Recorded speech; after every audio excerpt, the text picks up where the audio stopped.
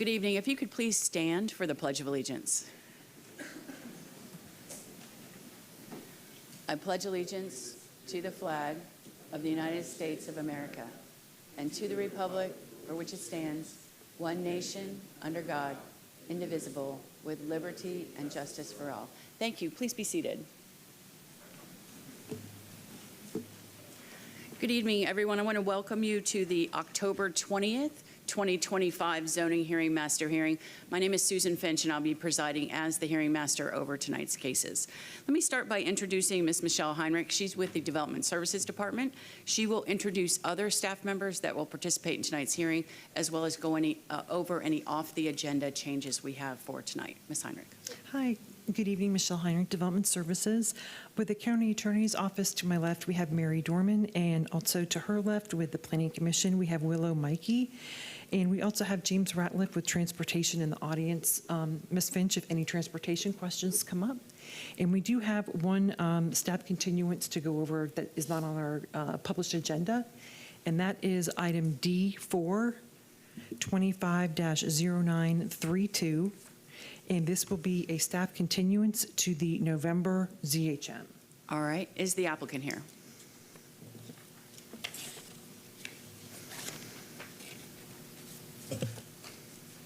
Good evening. If you just give us your name and address, please, to start. Yes, good evening. Isabel Albert with HAP 1000 North Ashley Drive, here representing the applicant, and concur with staff for the staff continuance. Okay. And the reason for the continuance? It was missing an email that for payment for school board was needed, and so therefore they didn't provide comments. Awesome. I did see that in the file. It's just a technicality. Understood. Whatever. Okay. Thank you so much. I appreciate it. Is there anyone in the audience that would like to speak? Is there anyone in the audience that would like to speak only to the continuance of item D4, rezoning PD 25-0932? Either in the audience or online. Anyone to speak to the continuance? All right, then we will continue rezoning PD 25-0932. Ms. Heinrich, that date again? The November ZHM date is November 17th. Okay, we'll continue that to the November 17th, 2025 Zoning Hearing Master Hearing at 6 p.m. Thank you so much. All right, then with that, let me go over our hearing procedures for tonight's hearing. Our hearing tonight consists of agenda items that require a public hearing by a zoning hearing master. I'll conduct a hearing on each agenda item and will file a recommendation within 15 business days following tonight's hearing. Those recommendations are then sent to the Board of County Commissioners, who will make the final decision. Our hearing tonight is informal. I'll ask questions related to the scope of direct testimony. I may call and question witnesses as I deem appropriate, and I will decide all questions of procedure. I'll take evidence, but will exclude evidence that is irrelevant, immaterial, or unduly repetitious. Evidence may be presented in written form, and all testimony must be under oath. Hearsay evidence may be used to supplement or explain other evidence, but shall not be sufficient alone to support a finding by me unless it be admissible over objections in a civil action. Our order of presentation tonight is as follows. Ms. Heinrich of the Development Services Department will make a brief introduction for each agenda item. The applicant goes next. The applicant and their team have 15 minutes to make their presentation. We'll then turn back to the Development Services Department staff planner that was assigned the case, that will have 5 minutes to go over the county's findings in their staff report. Next will be the Planning Commission. The Planning Commission also will have 5 minutes to report their findings of consistency with the county's comprehensive plan. Then we'll go to proponents, anyone who would like to speak in favor of an application. Total, everyone combined who would like to speak in favor is 15 minutes. The same is true next when we go to opponents, anyone who would like to speak against an application. Everyone together, 15 minutes. We'll circle back to the Development Services Department, who will have 5 minutes to provide any comments or revisions based on tonight's testimony. And then finally, the applicant has the last word with 5 minutes for rebuttal. I don't think we'll have this tonight. We have a few cases, but if you are here to speak either in favor or against an application, we will take a show of hands. I will ask you to raise your hand if you would like to speak. We might have someone participating online, so that counts as well. And that total 15 minutes will be divided as equally as possible between everyone that would like to speak. When you are coming to speak, either in the room or online, if you could start by giving us your name and address for the record. We are recording this hearing, and we want to make sure we have your information correct. If you are in the room and you're done speaking, if you could see Michael. Michael, raise your hand for me. He's with the clerk's office. He is keeping a written log on top of the dais, and so when you're done, if you could see him and sign in with your name, address, and the case number to which you spoke. Let me now turn to Ms. Dorman of the County Attorney's Office, who will provide you the legal requirements which govern your participation at the Board of County Commissioners meeting. Ms. Dorman. Good evening. This is Mary Dorman from the County Attorney's Office. Tonight's public hearing is the first step of a two-step rezoning process. This hearing is the time for rezoning applicants and interested parties to present evidence and testimony. Any evidence presented tonight will become part of the complete factual record of each application, and no additional evidence can be introduced after the closing of each application. The second step of the rezoning process is a public meeting before the Board of County Commissioners, where the board will make a decision on each application heard tonight. Tonight's applications are scheduled to be heard by the board at its December 9th, 2025 land use meeting. When considering applications, the board will only review the record and the recommendation made by the land use hearing officer for each application. The land use hearing officer will file a recommendation for each application heard tonight on November 10th, 2025. The Board of County Commissioners has established a policy that directs which rezoning and major modification applications are to be placed on the consent agenda of the board's land use meeting. The following applications may not be placed on the consent agenda: applications that propose to add density outside the urban service area, applications on roadways with failing level of service, applications that do not have consistent recommendations of approval or denial, and applications that have had evidence or testimony provided to the record by non-applicant parties of record either prior to or at tonight's public hearing. The board will allow testimony by any party of record at its public meeting to consider the land use hearing officer's recommendation for any item on the regular agenda. Testimony, I'm sorry, I lost my place. Testimony by a party of record shall be limited to the record of the proceedings before the land use hearing officer unless additional evidence has been found admissible in accordance with Section 10.03.04D of the Land Development Code. A party of record is an individual who fits into at least one of the following four categories. First, someone who's present tonight and presents testimony or documentary evidence. Second, someone who's been certified by the U.S. Postal Service as having been mailed notice of tonight's hearing. Third, someone who submitted documentary evidence to the master file at least 2 business days prior to tonight's hearing. Or fourth, someone who submitted documentary evidence by proxy at tonight's hearing. The content of oral argument before the board shall be limited to the content of the testimony and other evidence submitted verbally or in writing to the land use hearing officer. It is the role of the county attorney's office to ensure that only individuals who have met these requirements are allowed to speak before the board and to ensure that no new evidence or testimony is introduced or allowed at the board's public meeting. For these reasons, please make sure that all information you wish the board to consider at its public meeting is entered into tonight's record. Thank you, Ms. Dorman. I appreciate it. As I mentioned, all testimony must be under oath. So if you plan to speak tonight, if you could please stand and raise your right hand, and I'll swear you in. Do you solemnly swear the testimony you're about to provide is the truth, the whole truth, and nothing but the truth? Thank you so much. Please have a seat. All right, then with that, Ms. Heinrich, we are ready to call the first case. Our first item is item C1, Standard Rezoning 25-1220. The applicant is requesting to rezone property from AS1 to RSC9 with restrictions. Sierra James with Development Services will provide staff findings after the applicant's presentation. Good evening.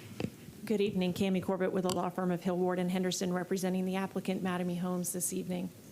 Nope, sorry, we confused you. It was right. That was right. Sorry. It's a team effort.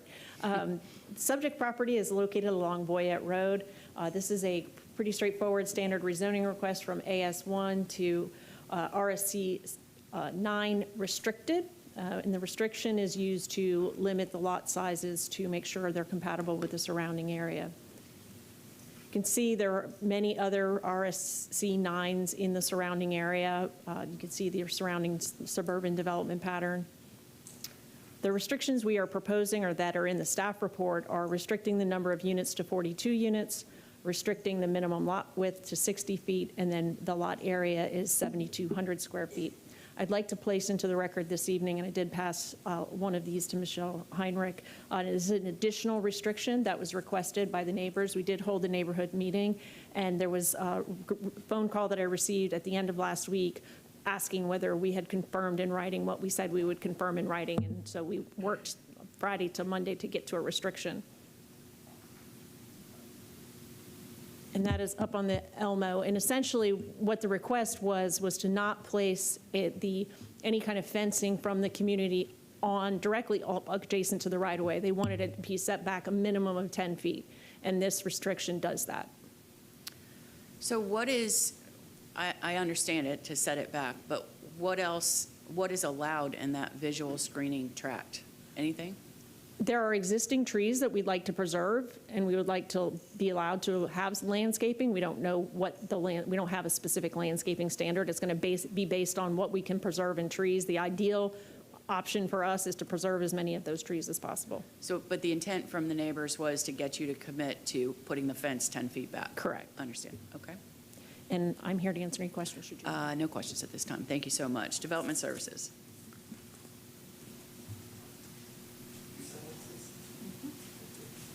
Good evening. Good evening, Sierra James with Development Services. The applicant is requesting to rezone 14.37 acres of land from AS1 to RSC 9 with the following applicant proposed restrictions. Development will be limited to 42 single-family units. The minimum lot size will be 7,200 square feet, and the minimum lot dimensions will be 60 feet by 120 feet. The subject site is located within the Riverview Community Plan area off Boyette Road. Much of the surrounding area consists of single-family residential uses. The properties to the west of the proposed site are zone RSC 9 with restrictions that are similar to the restrictions proposed on this site. The proposed restrictions to the RSC 9 zoning district will maintain the maximum density limit of 4 units per acre. Based on these considerations, staff find the proposed rezoning approvable. Thank you so much. I appreciate it. Planning Commission. Willamette Planning Commission staff. The subject site is located in the Residential 4 Future Land Use category, is in the urban service area, and is within the Riverview Community Plan and the South Shore Area-Wide Systems Plan. The Residential 4 Future Land Use category allows for the consideration of up to 4 dwelling units per gross acre. With 14.37 acres, the subject site can be considered for up to 57 dwelling units. The applicant is proposing 42 single-family homes, which is under the maximum density allowed on the site. Therefore, the proposal meets the requirements of Objective 2.1 and its accompanying policies and the Res 4 category. To note, while the Planning Commission report reflects 41 units, the applicant had changed the request to 42 units after the report was filed. 42 single-family homes still remains under what is allowable for the FLU category. The proposed rezoning is compatible with the existing residential character of the surrounding area. There is RSC 9 zoning adjacent to the subject site and other residential zoning within the surrounding area. The request meets the intent of Future Land Use Section Policy 3.1.3 and Objective 4.4 and its associated policies. The site is located within the residential district of the Riverview Community Plan, which encourages attractive residential development that complements the surrounding character and promotes housing diversity. The proposed rezoning aligns with the intent of Goal 2 of the Riverview Community Plan. Based upon these considerations, Planning Commission staff finds the proposed standard rezoning consistent with the unincorporated Hillsborough County Comprehensive Plan, subject to the restrictions proposed by Development Services Department. Thank you so much. Is there anyone in the audience or online that would like to speak in support? Anyone in favor? Seeing no one? Anyone in opposition to this request? All right, no one. Ms. Heinrich, anything further? I would just ask for Ms. Corbett, and of course she can address in her rebuttal, if she wants any specific fencing type or maximum height in the condition, or if she wants That's a good point. any clarity in that matter. Understood. All right.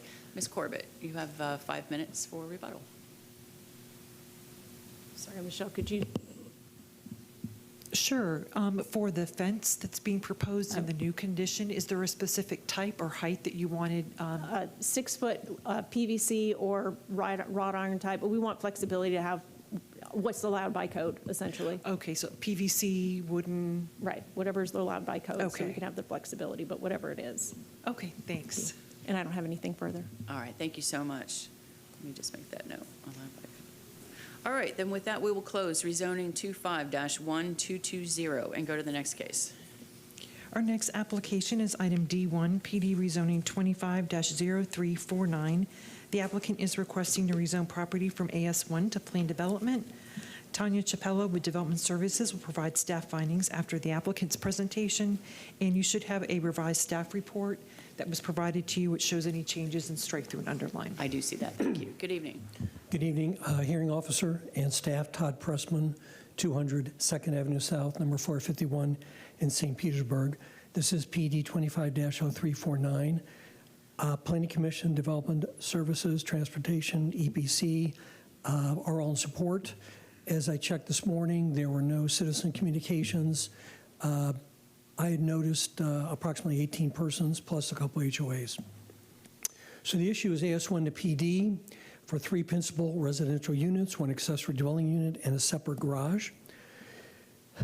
You can see that we're located at I-75 and Big Bend, just north of it. This is a little closer view. You'll see Highway 1, Highway 301 on the east. And a little closer is Cowley and Lincoln Road. The site is composed of 2 separate parcels. Future land use is R6, which is for residential, suburban, commercial offices, multi-purpose, and mixed uses. And the zoning map, as you can see, is as indicated, AS1, RSC9 is pretty much on the other side of the property.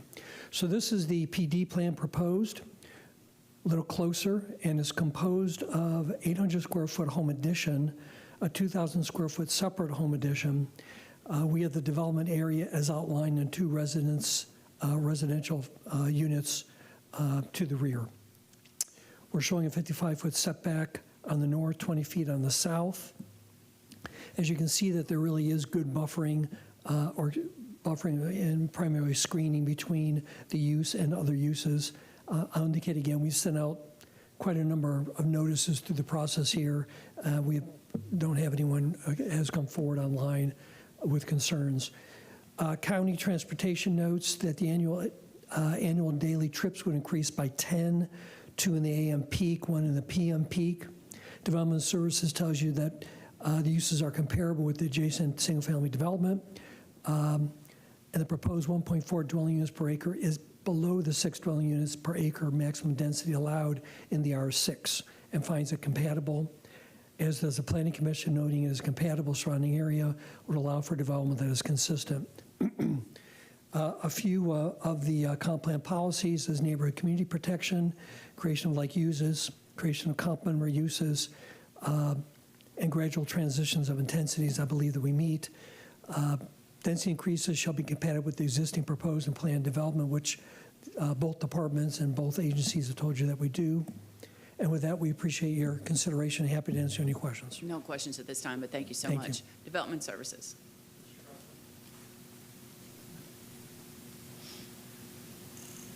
Good evening. Good evening, Tanya Chappella, Development Services. The existing zoning is AS1, agricultural single family.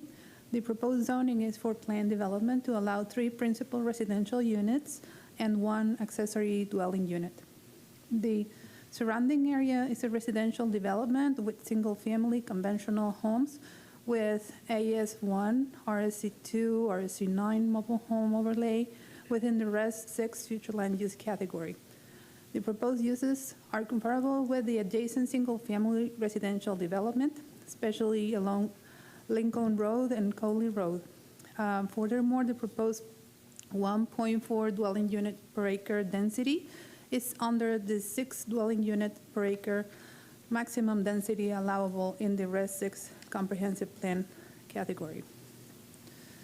The maximum building height of 35 feet meets the surrounding RSC 9 maximum height and is under the maximum 50 feet height restriction of the adjacent parcel to the east, zone ASC 1. Notwithstanding their lot size, the proposed rear and side setbacks for lots 1 and 2 meet those required in the adjacent lot to the east, which is zone ASC1. The surrounding development includes parcels of varying sizes. However, several lots, especially along Lincoln Road, measure approximately 60 feet by 100 feet, about 6,000 square feet, considerably under the minimum lot size proposed for the subject development. Transportation staff finds the variation approvable, and it notes that the proposed project would not generate sufficient peak hour trips to trigger the requirements for substandard road improvements. Given the above, staff finds the proposed modification to be compatible with the surrounding properties and in keeping the general development pattern of the area, and recommends approval of the request subject to conditions. And this concludes my presentation. I have a question. I received the revised staff report, and in the prior version, there was no PD variation, and now there is with this revision. And so I see attached to your revised staff report is a revised transportation agency comment sheet with highlight and strike through it and so forth. So can you explain to me what the PD variation is, or we can have, I understand Mr. Ratliff is available also. I can introduce the situation, and then he can explain furthermore on their findings. So what's happening here is the development consists of 3 lots, single-family lots, and then the lots in the back, they need an easement to connect from the right-of-way to the front lots. So the land development code requires 30 feet width for that easement, but then they only have 25 feet as their access. So yeah, staff worked on that. So it was more like a transportation item. So they may respond, but more. But it's just the width of the easement. They don't meet the code It's 5 feet less than what they're required, which All is right. 30 feet. Unless Mr. Ratliff feels compelled to talk, I think that satisfies my question. So, all right, thank you so much. I Thank you. appreciate it. I don't see him rushing forward, so I think we're okay. All right, Planning Commission, please. Willamette Planning Commission staff. The subject site is located in the residential 6 future land use category, is in the urban service area and within the Riverview Community Plan and South Shore Area Wide Systems Plan. The Res 6 future land use category allows for the consideration of residential, suburban scale, neighborhood commercial, office uses, multi-purpose projects, and mixed-use development. Non-residential uses are required to meet commercial locational criteria. The proposed request meets the intent of the future land use category and therefore is consistent with Objective 2.1, 2.2 in each of their respective policies. Policy 3.1.3 requires all new developments to be compatible with the surrounding area, noting that compatibility does not mean the same as, rather it refers to the sensitivity of development proposals in maintaining the character of existing development. The site is currently developed with a single-family residential home and is within an established residential neighborhood. The proposal meets the intent of future land use section policy 3.1.3 due to the residential development pattern that surrounds the subject site. The proposal meets the intent of Objective 4.4 and Policy 4.4.1 that require new development to be compatible with the surrounding neighborhood. The subject site is surrounded by residential uses in residential and agricultural zoning districts in all directions. Objective 3.2 requires community plans throughout the county to be consistent with the comprehensive plan. The site is within the limits of the Riverview Community Plan. Goal 1 of the community plan seeks to promote diversity in housing type and style to counter generic subdivision look. The subject site is also located within the South Shore Area Wide Systems Plan. However, there are no applicable policies related to this request. Based upon these considerations, Planning Commission staff finds the proposed plan development consistent with the unincorporated Hillsborough County Comprehensive Plan. Thank you so much. Is there anyone in the audience or online that would like to speak in support? Anyone in favor? Seeing no one, anyone in opposition to this request? Madam Hearing Master, we do have one person online, but I believe they called in and did not join the meeting as instructed, so they will not have video. Okay, then just to advise that person and everyone else that in the future, it's the county's policy that you must be on camera. We must have your image to take testimony online. So if they are unable to do that, then unfortunately we'll not be able to hear from them. And there's no opportunity to get them on camera? The way they have called in, I believe there is not a way that they could join unless they join the meeting via the instructions of the email. Okay, all right, thank you so much. But there's no one else online, that was it? That is correct. All right, thank you for that, I appreciate it. Then we'll ask Ms. Heinrich, anything further before we No, move on? ma'am. All right, Mr. Pressman, anything else? Good. All right, then we will close rezoning PD 25-0349 and go to the next case. Our next application is item D2, Major Mod 25-0811. The applicant is requesting a major modification to PD 02-0215. Carol Ann Peddle with Development Services will provide staff findings after the applicant's presentation. Good evening. Good evening, Cami Corbett with the law firm of Hill, Ward, and Henderson representing the applicant. Subject property is located east of the Bypass Canal and west of Tom Folsom Road and Williams Road, and that's US 301 that you see there. Future land use, we are flexing some of the SMU 6 to this site to achieve the maximum density. Oops, wrong way. Here's a close-up of the site. This is approved as an existing PD and has been from quite some time. More recent modification in 2019 added this banquet hall and hotel. It's about 115,000 square feet of that use. The hotel can be up to 5 stories, and the banquet hall is located in the location you can see on the site plan. The other option is for 80,000 square feet of BPO uses, industrial and warehouse uses. And what we are proposing is to modify option 2 to go to 98,440 square feet of industrial and warehouse. So we're eliminating the BPO warehouse uses. Planning Commission has found it consistent, and Development Services has found it supportable, subject to conditions. We did agree to those conditions, and we're willing to accept those conditions, but just wanted to add a little commentary onto the record with respect to those conditions. As noted, we are just slightly modifying and increasing the amount of industrial, but we are eliminating the BPO use, but we're much less intense than any of the other uses. Conditions 2 specifically refers to restrictions on hours of operation, truck access to Williams Road, and limitations on the ability to unload and load trucks. Those conditions, those limitations do not exist in the current zoning for the 80,000 square feet of distribution uses. So we did have a little bit of heartburn agreeing to those uses because we are decreasing, we're eliminating the BPO uses. We allow an option to eliminate that very intense hotel and banquet hall.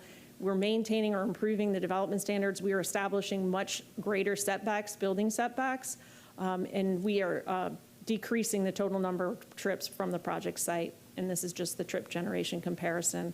But again, we did agree with staff to get their support that we would agree to those conditions should the board deem it necessary to restrict it in this way, and we would respectfully request your approval of same. Just one quick question. The PD variation to reduce the buffer on the west side. Don't think that's there anymore. Well, I saw you had a letter in the file dated September 30th, and that was to remove the PD variation to the east. But Okay. it looked like there was still a request to the west to go from 20 feet to 15 feet.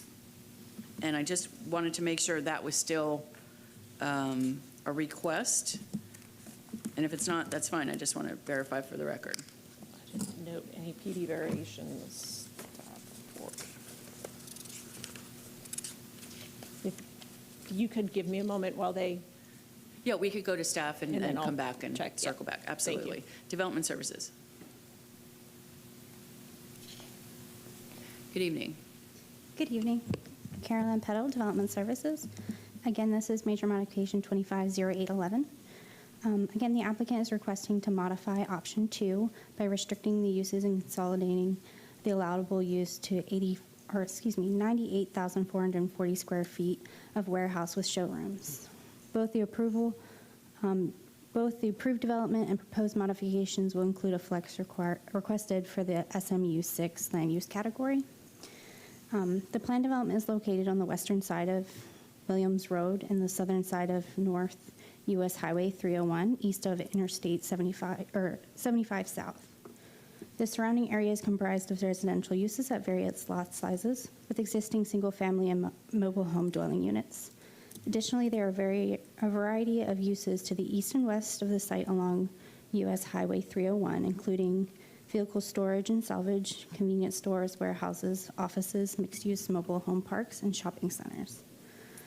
The proposal for option 2 of a warehouse with showrooms and consolidating building area to the center of the parcel will maintain or exceed the commercial intensive development standards for height, building coverage, impervious surface, and floor area ratio. Through the consolidation of a single building area, the setbacks have been increased to all property boundaries. Additionally, the applicant has provided the buffering and screening required for the east property boundary adjacent to the required 15-foot scenic corridor requirement, resulting in an 80-foot setback from the residential properties to the east. The scenic buffer and type C screening would require additional landscaping, which would help to reduce the view from the masonry wall on that roadway. Previously required building enhancements will remain. Furthermore, the applicant has agreed to provide a gate and restrict the hours truck traffic can access the site to and from the site from Williams Road, which will help reduce the impact of the use's activities to the residential properties along the eastern property boundary. Moreover, the applicant has agreed to restrict the hours trucks can be loaded and unloaded to reduce the noise impact to the surrounding residential properties. And I'll go ahead and discuss what that PD variation was. So that was to LDC Section 606 for landscape and buffering. So the property to the west of the site is Zone CN, which would not require buffering and screening. However, despite the zoning, it is developed with a residential use. Per the Land Development Code, a 20-foot wide buffer with Type B screening would be required. The applicant proposed a 15-foot wide buffer with Type B screening. No buffering and screening would be provided where the shared access will occur. So it's a PD variation just to the width, not to the screening requirements? Correct. Okay. So it'd go from the required 20 to the 15. All right. And then the building would then have a 60-foot setback from the common boundary on the west. And the staff finds the request approvable subject to conditions. All right, thank you so much. That was my only question. You're I welcome. appreciate it. Planning Commission. Willow Mickey, Planning Commission staff. The subject site is located in the residential 4 future land use category, is in the urban service area, and is within the Tonotosassa Community Plan. The residential 4 future land use category is intended for low-density residential development. Per policy 2.2.3, the applicant is requesting to utilize the flex provision to extend the suburban mixed-use 6 future land use category located to the north of the subject property a measurement of 500 feet onto the subject site. The SMU 6 future land use category is intended for urban, suburban in intensity and intensity of uses. The proposed uses requested under the flex provision aligns with the allowable uses under the SMU 6 future land use category. The proposal meets the intent of future land use section objective 4.4 and policy 4.4.1 that require new development to be compatible to the surrounding neighborhood. In this case, the surrounding land use pattern is comprised primarily of light commercial, single-family residential, mobile home parks, and multifamily residential uses with minimal light industrial uses. While the area is mainly comprised of residential uses, the proposed light industrial use is oriented towards U.S. Highway 301, which is where the commercial and light industrial uses in the area are located. Flu Policy 2.2.3 outlines that the Board of County Commissioners may flex the boundaries of future land use plan categories to recognize or grant a zoning district, which is not permitted in the land use category. This policy also states that major modifications to approved zonings that changes the intensity, density, or the range of uses will require that the previous flex request be reevaluated for consistency, and a new flex request may be required. Since this request increases intensity and changes the range of uses, the previous flex must be reevaluated for consistency with the comprehensive plan. Planning Commission staff shall make a recommendation of consistency based on the criteria outlined in Policy 2.2.4. This policy requires the applicant to provide data and analysis to address the availability and adequacy of public facilities to serve the proposed development and accommodated by the flex, the compatibility with surrounding land uses and their density intensity, and that the utilization of the flex furthers other goals, objectives, and policies of the comprehensive plan. The applicant submitted a written request for the flex and addressed the 3 criteria outlined in Policy 2.2.4. The proposal meets the intent of compatibility and density and intensity and furthers the goals, objectives, and policies of the comprehensive plan. The applicant has agreed to 2 conditions of approval to restrict the truck traffic to and from the site via Williams Road access and shall be limited to 7 a.m. to 7 p.m. daily. A gate will be provided at the Williams Road site access to prohibit truck traffic outside of these hours. Additionally, loading and unloading of trucks on the site shall be restricted to 7 a.m. to 7 p.m. to reduce truck traffic and noise impacts to the adjacent residential uses. These conditions of approval are essential to the Planning Commission staff's finding of consistent.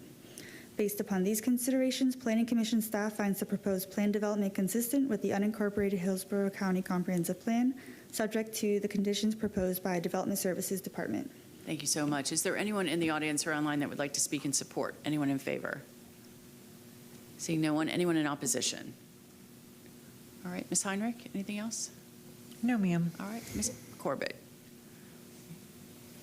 Cami Corbett again, yes, Mr. Yates refreshed my recollection, as did staff, that we are requesting a PD variation to that width.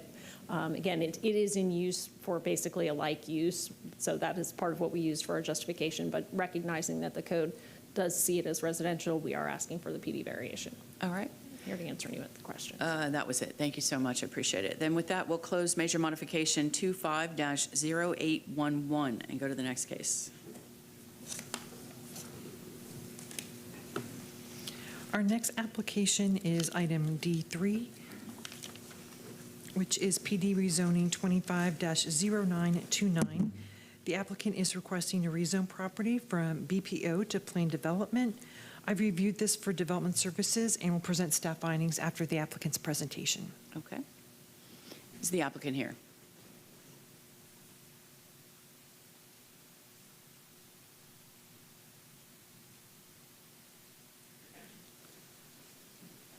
Good evening. Good evening, Cami Corbett again for Mattamy Homes. Subject property is located at 5500 Memorial Highway. This is a Scottish Rite Center on Memorial. You'll see that there are multifamily residential to the east and single family to the west, and also multifamily also up to the north and west. You can see on the existing zoning, we've got RMC 20 next to us, RMC 20 up to this west and north, and the future land use on this site is residential 20, as are the other sites that are approved for apartments. What we're proposing is a relative low intensity, less than 50% of the allowable density in the future land use category. We're proposing 17 single-family detached lots on the western side, and then 54 townhome lots on the eastern side, where we're abutting apartments. We have a minimum lot width for the single family of 50 feet and a minimum lot size of 5,500 square feet. The townhomes are 20 feet, and the minimum lot size for the townhomes are 1,400 square feet. Again, this is a density study in the surrounding area. We have 16.8 dwellings to the units to the acre to the east, 4 directly to the south of that. We're at 8.51. Then directly to the north, there is 17.47, and then we have 18.31. And we do recognize directly to the west, there is a single-family subdivision that is at 2.75 units to the acre. There are several future land use policies that are in support of this application, and several policies in the coastal management section that are in support of this application. Accordingly, there are no objections from any reviewing agencies, and the Planning Commission has found this consistent and compatible with the surrounding area, and we'd respectfully request your approval, and we might like to reserve some time on rebuttal if needed. All right, fair enough. While you're here, I've read the letters in opposition in the file, and there aren't 100 of them, but there are some, and they all mention traffic. And so if you could clarify for me, proposed condition number 16 talks about Memorial Highway being a substandard arterial roadway, and what is the developer required to improve the public roadway? Exactly what does that mean? I would like to ask Steve Henry to come up and answer that question. All right, thank you so much.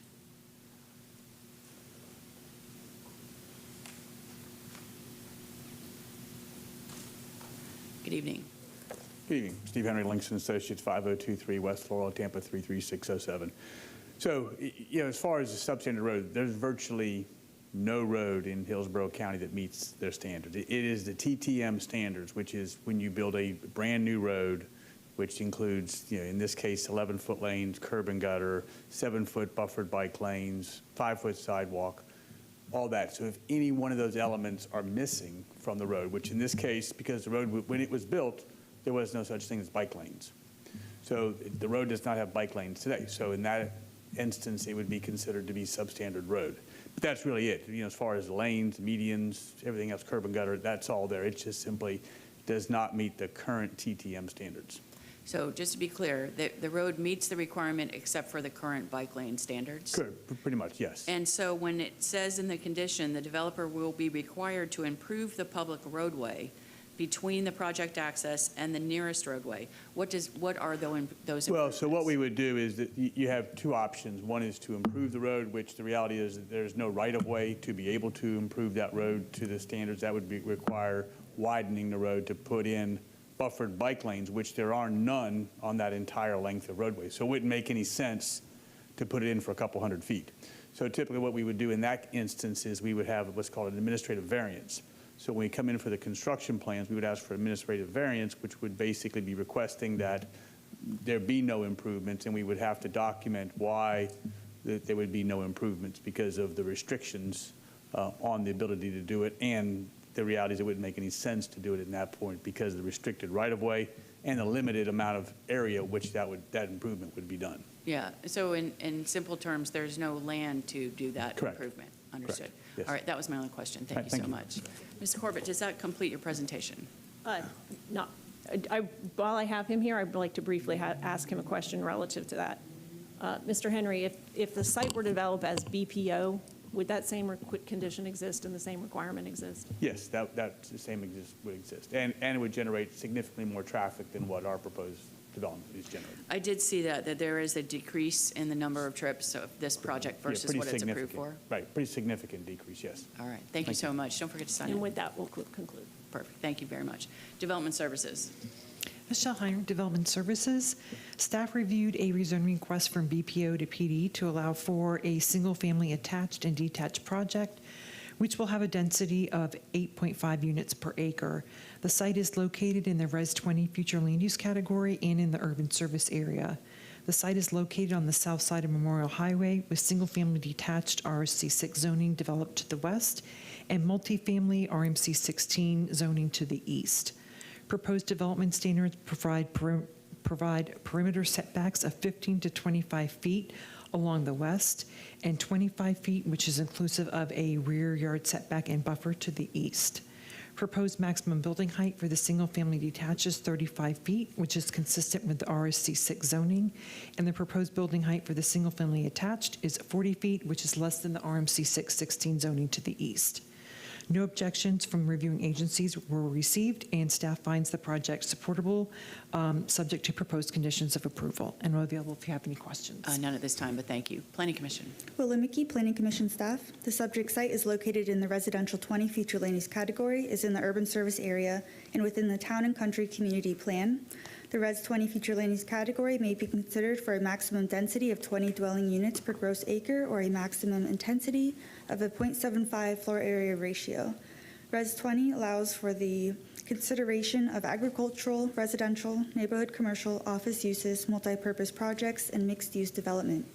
The site is located within the coastal high hazard area per future land use section policy 3.1.3.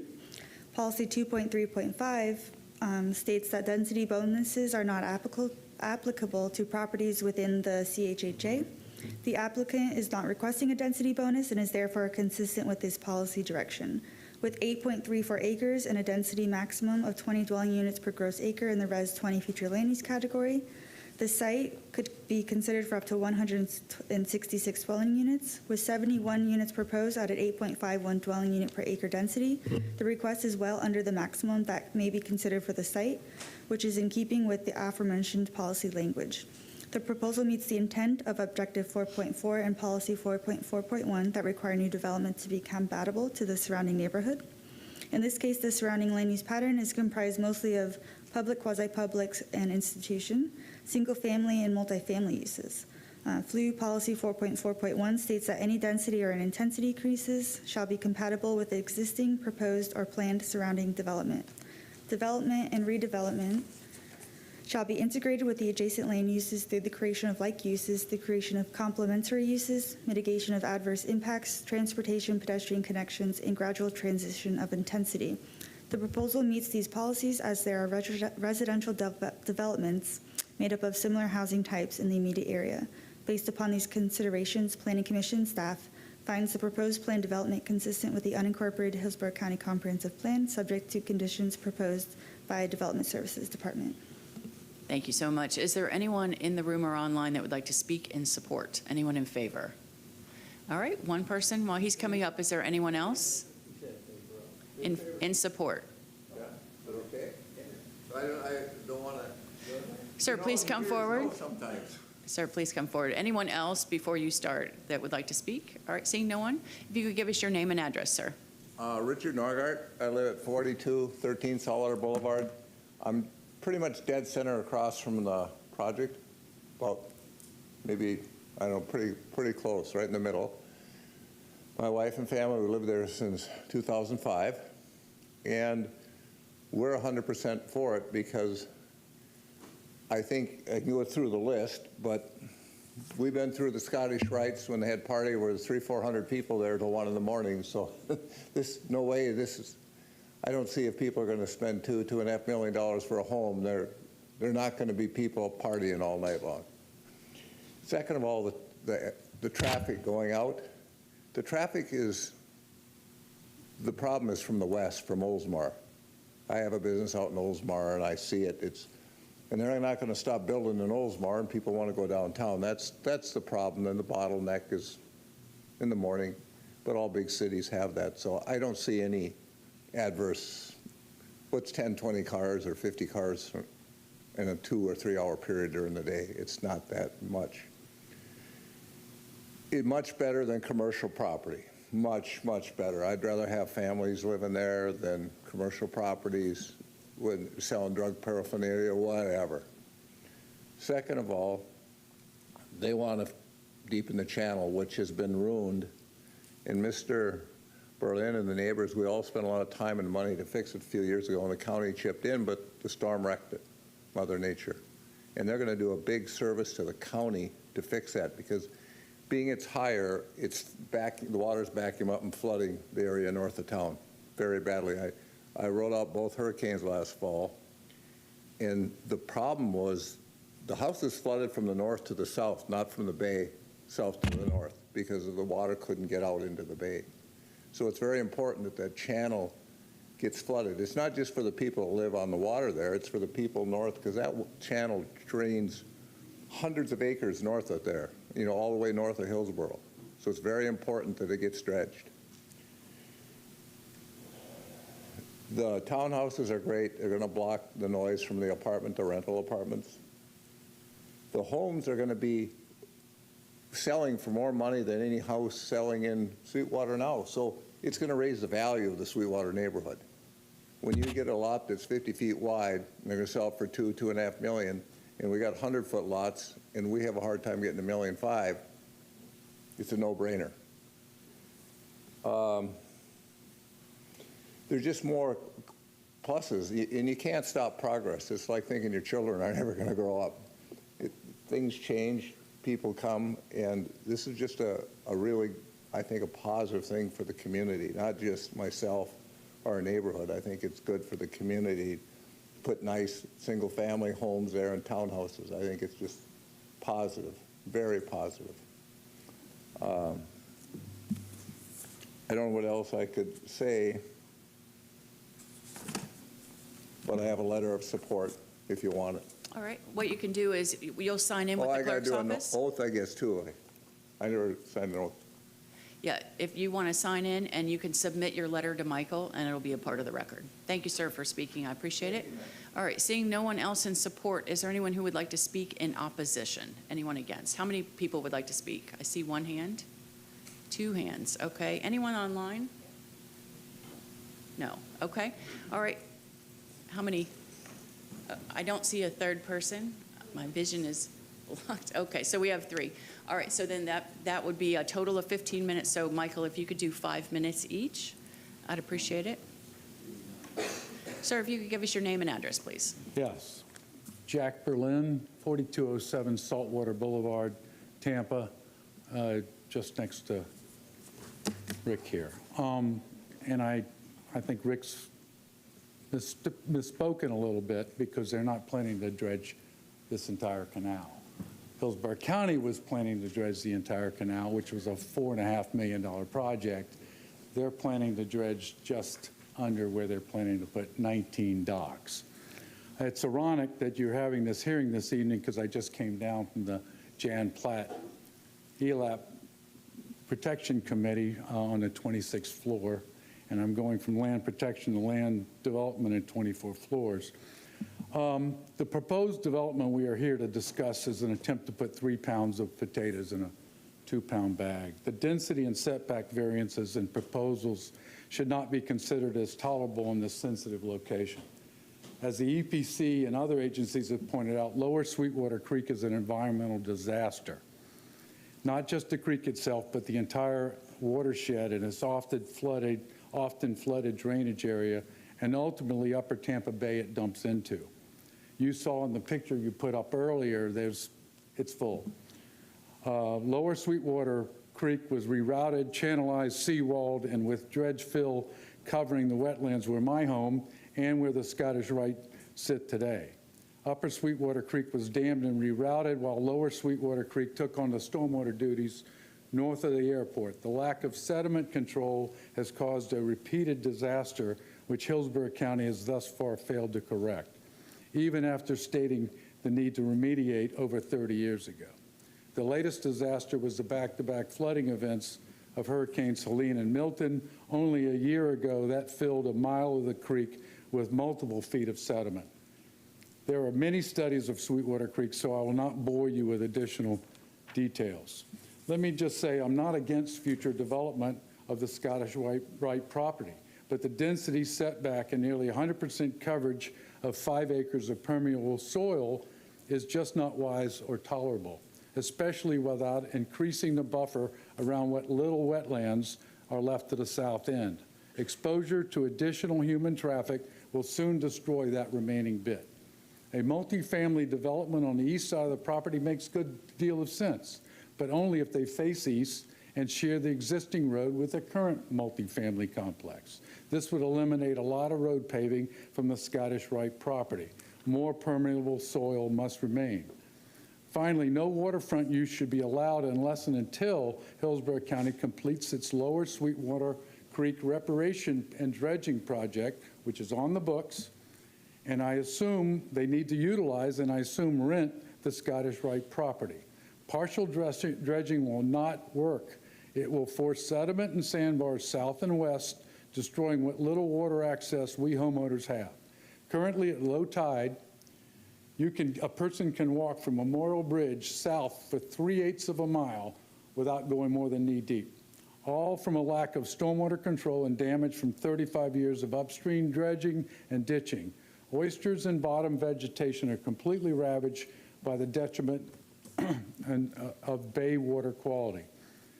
So at a minimum, complete the county dredge project on Lower Sweetwater Creek before utilizing the waterfront. Increase and enhance the wetland setback on the south end of the project. Lower the density of residences by increasing setbacks. We're at 15 feet. They're proposing 5, I guess that would be 10 in between houses. Their lots are half the size of ours. They're putting 19 docks where we have 9. Face the multifamily project eastward utilizing existing driveway. The Scottish Rite has never worked with or assisted us on these neighborhood issues, so perhaps now they should approach our neighborhood and hammer out a compromise or a financing proposal. Thank you. Thank you, sir. If you could please sign in. Yeah. Next person, please. Good evening. Good evening. I'm Dr. Mark Stein. I'm at 4209 Saltwater Boulevard. So I'm 2 houses down from Rick and right next to Jack Berlin. Number one, when we remodeled our house, we could not go up 35 feet. They limited low tide, you can't get out. Sweetwater Creek is absolutely unusable. You cut a dredging area right behind that backyard where they're going to be, and we're going to get more sediment, and it's going to ruin what little that we have. So I'm not as eloquent as Jack, but I think anybody who would be sitting in our backyard would not want to look at a 35-foot wall, because those houses are 5 feet set apart, so they're 10 feet apart. So I think they're asking for a little variant so they can stick 17 houses in there. I just don't think that, I think it's going to decrease our property value significantly. All right, thank you, sir. I appreciate it if you could please sign in. All right, we have one more person to speak, if they could come forward. Good evening. Good evening. I'm Steve Toner. I live at 4205 Saltwater Boulevard, right next to Mr. Berlin. Jack Berlin has been working to get the creek properly environmentally cleaned and dredged literally for decades, and he's been working with the county, and it's not going anywhere. In the latest proposal by this development, what they said was they would consider doing some dredging right there along that seawall upon the construction phase. Well, that doesn't get us anywhere.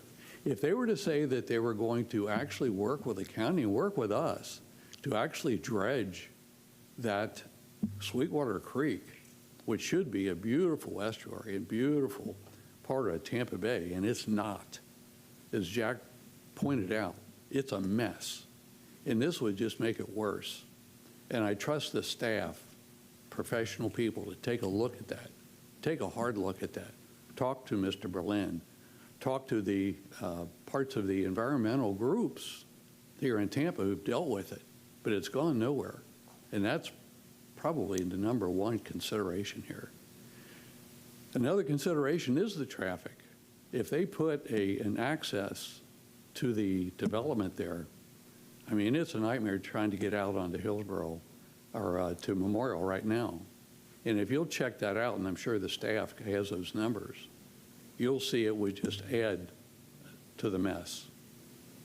But the number one would be the environmental. And there is an environmentally protected area there along where they want to put a seawall and where they want to put some of the homes. So that's another issue is to protect that current protected environmental area, which is so important there to the consideration of what's left of that creek. Appreciate it. I hope the staff will look into this properly, as I know they will. Thank you. Thank you, sir, for coming down. If you could please sign in. All right, seeing no one in opposition, we'll go back to Development Services. Ms. Heinrich, anything further? All right, then Ms. Corbett, you have 5 minutes for rebuttal.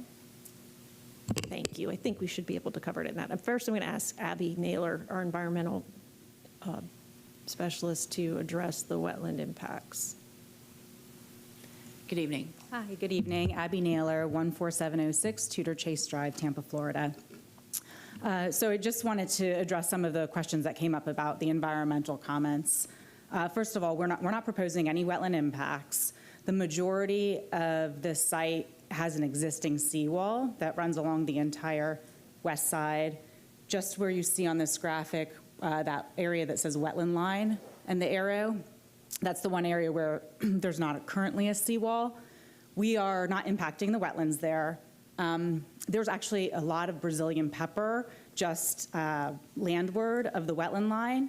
So part of our requirement with Hillsborough County is to have an invasive management plan, which will remove nuisance exotics, Brazilian pepper, from those uplands. So there will be a net improvement in that area post-construction. And right now, obviously a lot of the site is currently impervious surface. There is a little bit of a mowed yard area that's also included, but some of the comments were related to natural area. It really is just that wetland fringe that is natural. Okay, thank Any you so much. questions? If you could please sign in. Yes. Okay. Quickly go through some other slides. Just wanted to have a slide here showing the existing separation between the Sweetwater development and the proposed development. There's quite a distance across the canal or the channel there. There's been a lot of discussion about dredging and seawalls and what's happening in the channel and what could or couldn't happen and what needs to happen. Mattamy did commit at a neighborhood meeting that if this moves forward, that they will look further into the environmental feasibility of putting docks, and if the channel needs to be dredged, and would work with everybody to ensure that that happens. We're not there yet. We're just in the zoning process. We really haven't employed the resources to go do the studies necessary you would go into permitting. This is the zoning stage. Other agencies permit that kind of activity. Oops, going backwards. There was a lot of discussion about a variance. We're not asking for a variance. We are asking for relief from the 2-to-1 setback requirement for height on the eastern boundary for the townhomes.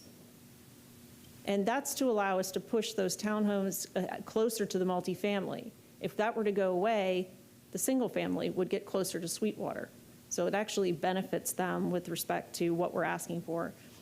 And also, this site can be approved without a hearing, without any mitigation, without any intervention from the county as a live local site. It is zoned BPO, which is a commercial zoning district, which is allowed by law to have affordable housing by right through permit without a hearing.